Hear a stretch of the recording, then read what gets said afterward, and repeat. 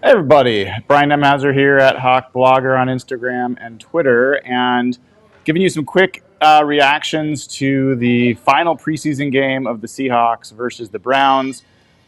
It's the only game all season that I will be covering in the press box in Lumen Field. I will be in the stands as a fan, as I always want to be on game days the rest of the year. Road games, I hopefully will be. Excuse me, I'm about to sneeze. Sorry. Oof. I think I stopped it. Anyway, road games, I'm hoping to be in the press box quite a bit this year. We'll see how that goes. I will be there for New England, so we'll be able to give you some insights there. This game was an interesting one for the Seahawks. I think Mike McDonald was not thrilled about the performance. I think this is a defensive coach. He does not like seeing all those points on the scoreboard, and he made that clear in his post-game press conference. There are some penalties. He talked about that being an issue. But from a fan perspective, from a holistic perspective, I don't know how you could be much more pleased with what the team put on the field today. The first string offense looked like it's looked during camp. I've tried to tell folks how good the Geno Smith to DK Metcalf connection has been throughout camp. And that's been going against Tariq Woolen, who I think is playing fantastic football, and Devin Witherspoon and these other elite cornerbacks. There's not a lot of cornerbacks in football that are as good as those two guys. I mean, you get DK Metcalf and Geno Smith, the connection that they have right now going against almost anybody else, it's trouble. And they looked like they're playing a game at a different level. I know it was only one play, but you saw what I saw. I mean, it's a kid's game when DK Metcalf can do that to cornerbacks. And he has not played to his size in his career. As much as there's been moments like that, he has not been a high point catcher. He's not been a contested catcher. He's not been a guy that's just muscled up on other cornerbacks. And now he is. I don't know how or why, but he is. And that's who he is now. And I think he's set for a truly dynamic season. The throw from Geno to JSN on the first series was classic Geno. Tightest window possible, gorgeous throw, great catch by JSN. He had another catch on that drive. The three of them, JSN, DK, and Geno, have just been a dynamic trio throughout. Kenneth Walker didn't even play in this game, and Kenneth Walker's looked pretty much as good or better than some of these other guys. So I'm just telling you, folks, like this offense, Ryan Grubb has so much going on, so much to work with. There's a lot to be excited about with this offense and what they're capable of. You bring back Pharaoh Brown and Noah Fant. You get Pharaoh Brown blocking for Kenneth Walker. You get, eventually, hopefully, Abe Lucas coming back. There's just a lot going on. You get the right guard position settled, which, by the way, my read of it is that Anthony Bradford is likely going to be your starter at right guard. That's my guess. I don't think he did anything egregious to lose that job. I think he came into the night with that job, at least the lead. Christian Haynes had a holding penalty that I thought was questionable. I thought he had he had a great block on the Kenny McIntosh run. But my guess is that's going to be an ongoing battle throughout the season, that they'll go back and forth. And so I think Anthony Bradford's probably your starting right guard. And I thought the offensive line had some mixed moments. They didn't have to go against Myles Garrett. They didn't have to face the number ones of a lot of the players on Cleveland. They didn't have Denzel Ward, so that was another cornerback, obviously a great one that wasn't there. But generally speaking, I don't know how you can not feel excited about that Seahawks first-string offense and what they showed. And then Kenny McIntosh absolutely just cemented his roster spot. That run was electric. It's what we wanted to see from him. The stiff arm was fantastic. And he also had a great blitz pickup. So he did the things that you want to see from Kenny McIntosh, and I'm happy for that guy. I'm happy that he was challenged really seriously by George Halani and responded to the challenges that the coaches gave him and to other players. Happy for George Halani. He played great as well, and Mike McDonald recognized that he played great as well. So some really good moments in this game for multiple players. I thought Laviska Shenault, again, I mean, gosh, he's a weapon in the run game. He's a weapon in pop passes. He's a weapon as a blocker, he absolutely sprung Kenny McIntosh on that run.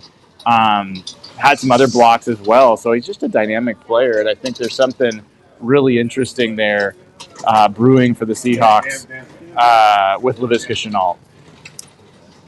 Cody White, dynamic receiver. I think it's going to be very hard for the team to keep him around.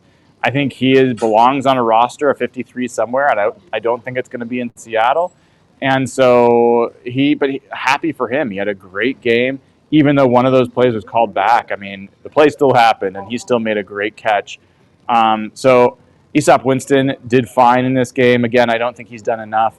D. Eskridge, I was so happy for that guy. He has been so snake bitten by injury and other things that just it always seems like there's something that goes wrong. And when you had that punt return and the flag went down, I was like, oh man, here it comes again. But thankfully, it was not on the return team.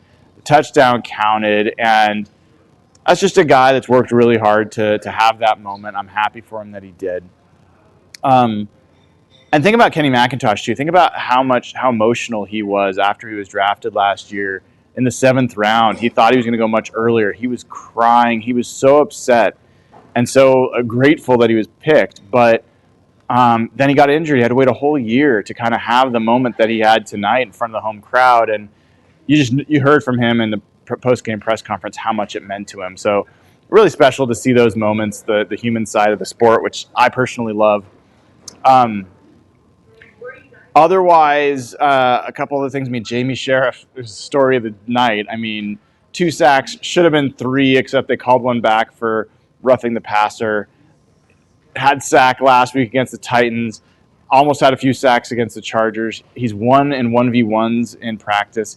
He's just been everything you need and want from an edge player. And the Seahawks, Mike Macdonald made it seem like in the press conference afterwards that they're going to have to cross their fingers that he's going to come back to them, that he's going to know that they're invested in him, because it doesn't sound like he, even as well as he played, has earned that spot on the 53. You know, it harkens back to the Cason Williams deal where every fan, including myself, assumed Cason Williams had earned a spot, and they didn't keep him. They cut him, and he ended up going elsewhere. And there's a lesson in that, because he never ended up really becoming someone that you regretted losing. So just keep in mind, as much as I'm a huge Jamie Sheriff fan and cheering for him, the reality is, you know, a lot of what he did is against 3rd string, 4th string, and some 2nd string guys. He did amazing. So I'm not trying to take away from it, but I just want to be realistic that this doesn't mean he's the next coming of Terrell Suggs. You know, like, if he was that dominant, you know, most likely he would be on a roster somewhere. He would have been drafted somewhere. I did ask him after the game about whether or not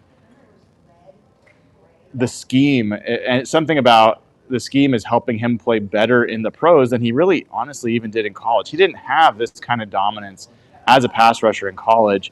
And he said the scheme does work. It's fun for him. He likes it. So great to see him. I mean, he just had a monster night tonight.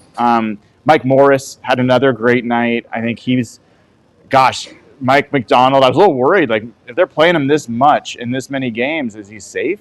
Mike Macdonald made it pretty clear that he is safe. He is part of their plan. Smart player, plays inside out. Had a lot of really positive things to say there. So we don't know what's going on with Artie Burns or Uchenna Nwosu. We'll find out more later. I'm a little bit more worried about Artie Burns because he had a non-contact injury, and he had to be carted off the field, carted off the sideline. So that's concerning.